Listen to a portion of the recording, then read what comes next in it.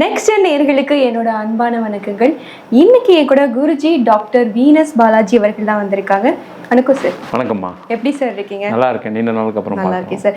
இன்னைக்கு நம்ம நேயர்களுக்காக என்ன டாபிக் எனக்கு எடுத்துட்டு வந்திருக்கீங்க சார், தெரிஞ்சுக்கலாமா? இன்னைக்கு வந்து பாத்தீங்கன்னா குரு அதிசார பயிற்சி பலன்களை பத்தி இப்ப 12 ராசி என்பவர்களுக்கும் பார்க்கலாம். Okay sir. குரு அதிசாரம்னா என்னன்னு சொல்லிருங்க சார் ஃபர்ஸ்ட். குரு அதிசாரம் அப்படின்னு சொல்லும்போது என்ன கேட்டீங்கன்னா, சூரியனுடைய நீள்வட்ட பாதை அதிகமாக சில வருஷங்கள் குரு வந்து வேகமா நகரக்கூடிய ஒரு அமைப்பு இருக்கும். அந்த வேகமா நகரும் போது பாத்தீங்கன்னா சில மாதங்கள் அவருடைய ராசியிலிருந்து அடுத்த ராசிக்கு செல்வதற்கான ஒரு சூழ்நிலை ஏற்படும். அதுதான் அதிசாரம்னு சொல்லுவோம். அதிசாரம்னா வேகமாக நகர்வது அப்படின்னு அர்த்தம். இப்போ பார்த்தீங்கன்னா கடக ராசியில் குரு இருக்காரு, அது அதிசாரமாகி சிம்ம ராசிக்கு பயிற்சியாக போகிறாரு. இந்த பயிற்சி வந்து அக்டோபர் மாதம் 31ஆம் தேதி நடக்க போகுது. அதில் இருந்து அடுத்த ஜனவரி மாதம் 24ஆம் தேதி வரைக்கும் சிம்ம ராசியிலே இருந்து ஒரு மினி குரு பயிற்சி அப்படின்னு சொல்லலாம்.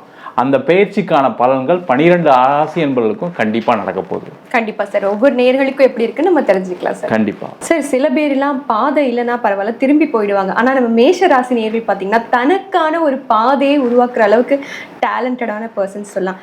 இவங்களுக்கு இந்த குரு அதிசாரம் என்ன மாதிரி பலன்கள் தரப்போகுதுன்னு தெரிஞ்சுக்கலாமா சார்? நீங்க முதலே சொல்லிட்டீங்க, பாதை இல்லைனா கூட பாதையை உருவாக்கக்கூடியவர் மேஷராசி என்பவர் சொன்னீங்க. இப்போ இந்த குருவின் அதிசாரம் என்ன ஆகும்னா சிம்ம ராசிக்கு பயிற்சி ஆகிறார். சிம்ம ராசிக்கு பயிற்சி ஆகும்போது பார்த்தீங்கன்னா குருவுடைய டைரக்டான பார்வை 9ஆம் பார்வையில் இந்த ராசி இருக்க போகுது. ஆனால் மேஷராசி என்பவர்களுக்கு பாதை தெரியாமல் போனவர்களுக்கும் பாதை தடம் மாறி போகக்கூடியவர்களும், ஏன்னா 7.5 சனி நடக்கிறதுனால நிறைய பேருக்கு நிறைய பிரச்சனைகள் வாழ்க்கையில் இப்போ மேஷராசி என்பவர்களுக்கு இருக்குது. அப்போ அந்த குரு அதிசாரம் ஆகக்கூடிய அந்த 105 நாட்கள் பார்த்திங்கன்னா ஒரு தெளிவான சிந்தனையுடன் தெளிவான பாதையில் பயணிக்கக்கூடிய ஒரு அற்புதமான காலகட்டமாக அமையப்போகுது. Okay sir. இந்த அற்புதமான காலகட்டத்தில் முதல்ல திருமண வாய்ப்புகள் எப்படி இருக்குன்னு தெரிஞ்சுக்கலாமா சார்? ரொம்ப விசேஷமான அமைப்பு மேஷராசி என்பவர்களுக்கு திருமணம் சார்ந்த விஷயங்கள் இருக்குது. காரணம் என்னன்னு கேட்டிங்கன்னா, எப்போவுமே ஒரு 7.5 சனி காலகட்டங்களில் திருமண யோகம் கண்டிப்பாக நடக்கும். ஒன்று. ரெண்டாவது, குருவுடைய பார்வையில் நடக்கும்போது என்ன கேட்டிங்கன்னா இவங்க எடுக்கக்கூடிய முடிவுகள் தெளிவாக இருக்கும். நிறைய மேஷராசி என்பவர்கள் இப்போ கல்யாணம் வேண்டாம் வேணும் அப்படின்ற சிந்தனைகளில் நிறைய பேர் இருக்காங்க. சில பேர் ஏதாவது லவ் பண்ணி மேரேஜ் பண்ணிக்கலாமா அப்படின்ற எண்ணங்களில் ஒரு குழப்பத்தில் இருக்காங்க. அப்படி இருக்கக்கூடிய மேஷராசி என்பவர்களுக்கு இந்த குருவின் அதிசாரம் என்ன பண்ணணும்னா தெளிவாக ஒரு சிந்தனை, நம்ம இந்த விஷயங்களை செய்யலாம், இந்த மாதிரி வரன் பார்க்கலாம், இந்த மாதிரி காலகட்டங்களில் வரன் பார்க்கலாம், வெளியூரில் பார்க்கலாமா, வெளிநாட்டிலே செட்டில் ஆகிற மாதிரி வரன் பார்க்கலாமா, இல்லை பெண்கள் இருக்காங்க அவங்க ஏதாவது ஒரு வரன் பார்க்குறாங்க அப்படின்போது வெளிநாடு மாப்பிள்ளையாக பார்க்கலாமா, இல்லை உள்ளூர்லேயே மாப்பிள்ளை பார்க்கலாமான்ற ஒரு தெளிவான சிந்தனைகள் மூலமாக திருமண யோகம் நடைபெறக்கூடிய ஒரு அற்புதமான காலமாக இருக்க போகுது. Okay sir. திருமண யோகம் பற்றி சொல்லிட்டீங்க. சில பேர் திருமண ஆயுமே பிரச்சனை இருக்கும், இல்லை நான் 2வது கல்யாணம் பண்ணிக்கணும்னு ஆசைப்படுவாங்க. ஸோ அவங்களுக்குலாம் என்ன சார் சொல்லுவீங்க? என்னை பொறுத்த வரைக்கும் வந்து பிரியாமல் இருக்காங்க, இப்போதைக்கு பிரச்சனை தான் சார் இருக்குது அப்படின்னா சேர்ந்து வாழ்வதற்கான ஒரு முயற்சி இந்த காலகட்டத்தில் கண்டிப்பாக நடக்கும். அவங்க ஃப்ரெண்ட்ஸோ அவங்க ரிலேட்டிவ்ஸோ என்ன பண்ணுவாங்க, தேவையில்லாமல் ஏன் சண்டை போடுறீங்க, சேர்ந்து வாழ்ந்தா என்ன, எல்லாமே வாழ்க்கை இப்படி தான் இருக்கணும் புரிய வைக்கக்கூடிய ஒரு அற்புதமான நேரமாக இருக்கும். இல்லை சார் நாங்கள் பிரிஞ்சுட்டோம், டைவர்ஸ்லாம் ஆயிடுச்சு அப்படின்னா அடுத்து திருமண யோகத்திற்கு வெயிட் பண்ணிகிட்டு இருக்காங்க, 2வது திருமணத்துக்கு வெயிட் பண்ணிட்டு இருக்காங்கன்னா அந்த திருமணம் யோகமும் நடைபெறக்கூடிய ஒரு முக்கியமான காலகட்டமாக இந்த காலகட்டம். கண்டிப்பாக சார். அடுத்ததாக வருது வேலை தான்.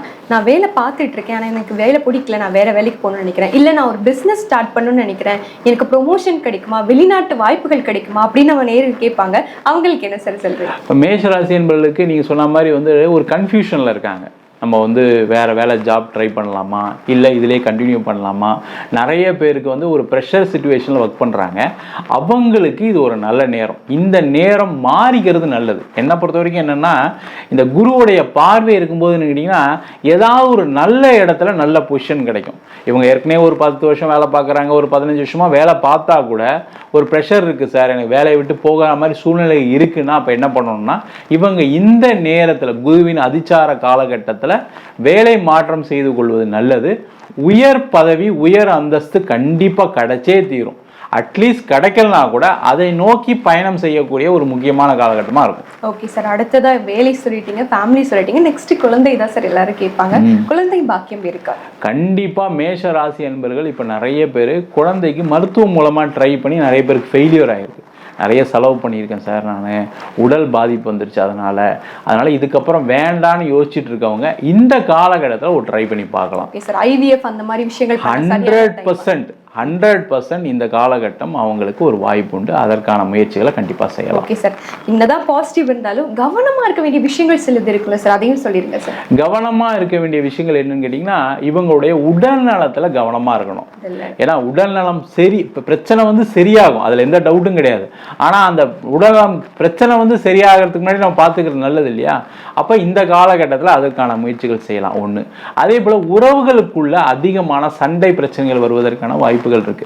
மேஷராசிக்காரங்க எப்பவுமே சண்டை போட்டுருவாங்க, அதுக்கப்புறம் சேர்ந்துக்குவாங்க, அதுல எந்த டவுட்டும் கிடையாது. பட் இருந்தாலும் அந்த சண்டை போடாம இருக்கிறதுக்கான முயற்சிகள் செய்வது ரொம்ப ரொம்ப முக்கியம். அதை கவனமா பார்த்துக்கிறது நல்லது. கண்டிப்பா சார், நீங்களும் எதையும் சாதிக்கிற மேஷமா இருந்தா கண்டிப்பா கமெண்ட் பண்ணுங்க, லைக் பண்ணுங்க, நானும் தெரிஞ்சுக்கிறேன். ரொம்ப அருமையா சொன்னீங்க சார், நன்றி சார். வணக்கம்மா.